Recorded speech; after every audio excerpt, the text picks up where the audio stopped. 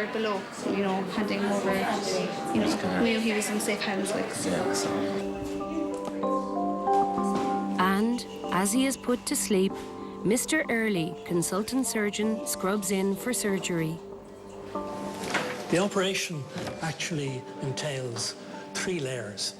You're trying to do an inside layer, a muscle layer, and an outside layer. And that really is the principle of the operation. And the real point of the operation is to get all of the muscle together so that the face is working in a more normal way.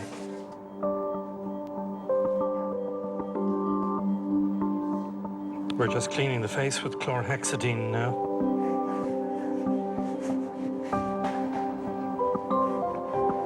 So the first thing to do is to make sure that the nose is held in a symmetrical way so that when you're marking all the anatomical points, it's not distorted by the cleft deformity.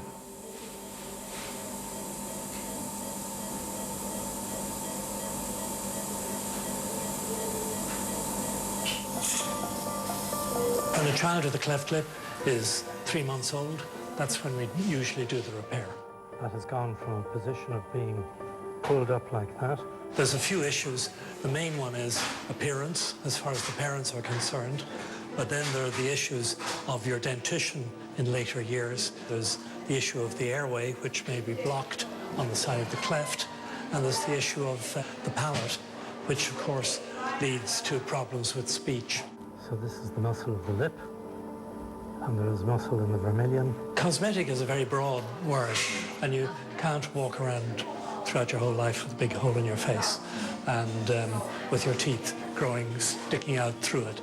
And really, these children in underdeveloped countries and in so-called third world countries are shunned and aren't part of the community. And it's at this stage it starts looking like a lip. Right, perfect. There's the stitch there. So, that makes a difference. Downstairs, Charlie's parents wait patiently. We're waiting now about an hour and a half more, so... Just waiting now, hopefully. Can't wait to see how he looks now, so... Great. Just can't wait. Went for a walk to get some fresh air, but we just came straight back, just to wait. Thinking about it the whole time, Yes. so, yeah.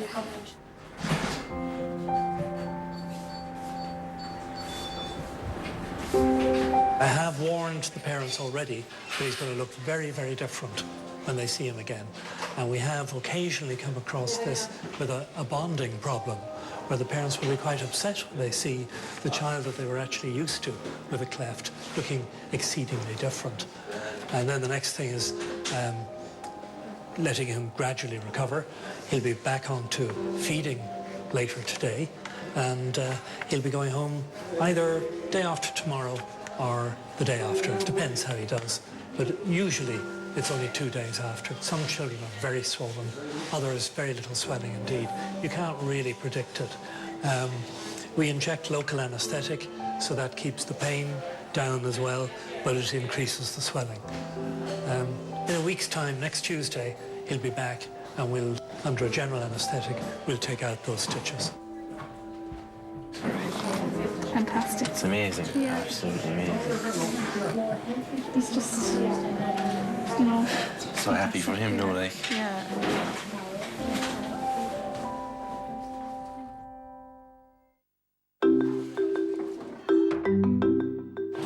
Just going to give you a little face a little. Now we're nearly finished. You're the best boy. Should close your eye for a second. Back in accident and emergency, Devon is waiting to meet Stan. How are you? He came in with a cut to his bridge of nose, no loss of consciousness, and he hadn't vomited, and he had no convulsions, which are the things we look out for, because those would make the injury far more serious. Pull it up this way. You're very good. That'd be fantastic.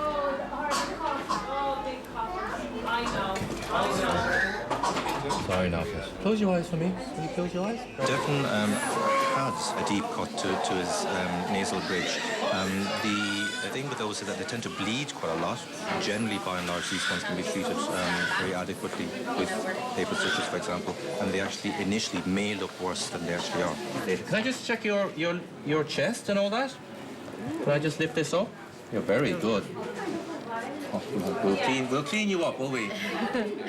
I just wanted to listen to the heart to make sure that it was nothing else that was actually there. Fine. After a general checkup, it's time for something to tidy up the wound. They're just 2 little paper stitches. They've just pulled the wound together, so it's nice and straight there. So just reinforce it for tomorrow then. And it's off home after another Buzz Lightyear adventure. Come back tomorrow morning, 7:30, just to see if they've healed, but hopefully they have, so. Yeah, you're happy, aren't you, Devin? Are you happier? What do you think? Will you be wearing the costume tomorrow? No. No, why? It's a bit dirty now, isn't it? You'll have to wash it.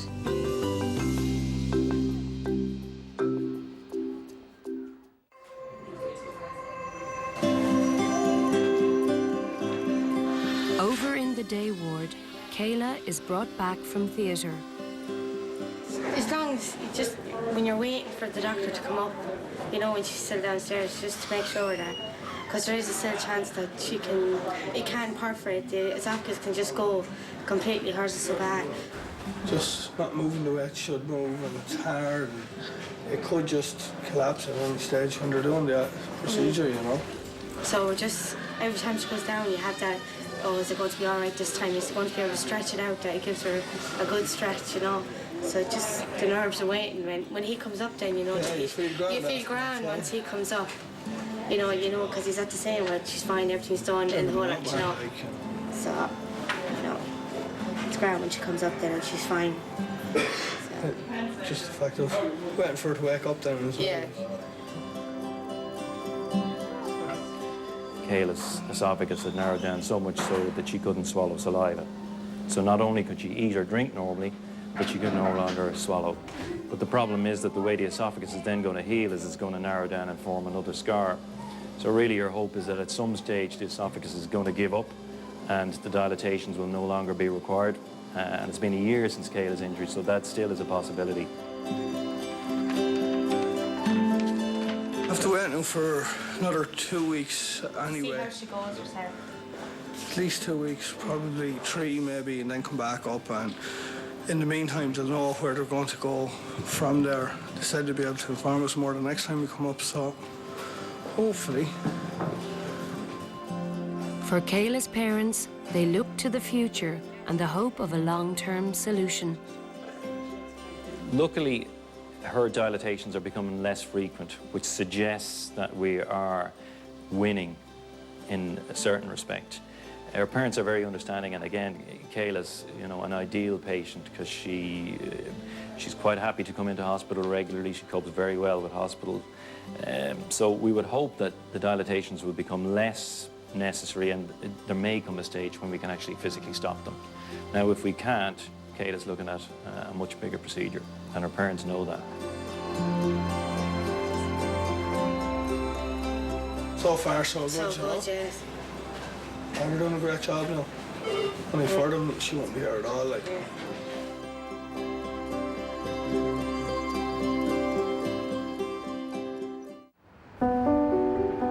The next morning, and following a speedy recovery overnight, Charlie has been assessed and is ready to make his way home to Cork.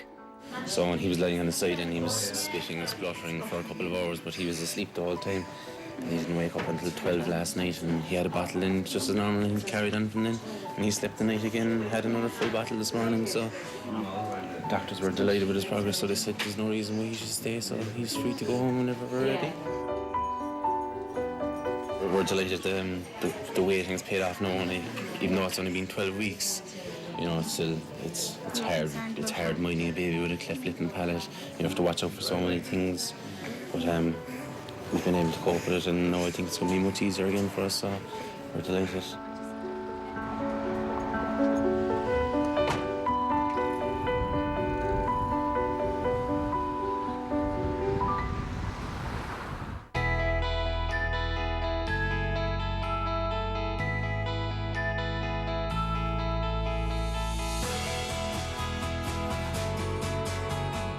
Next time on Temple Street Children's Hospital.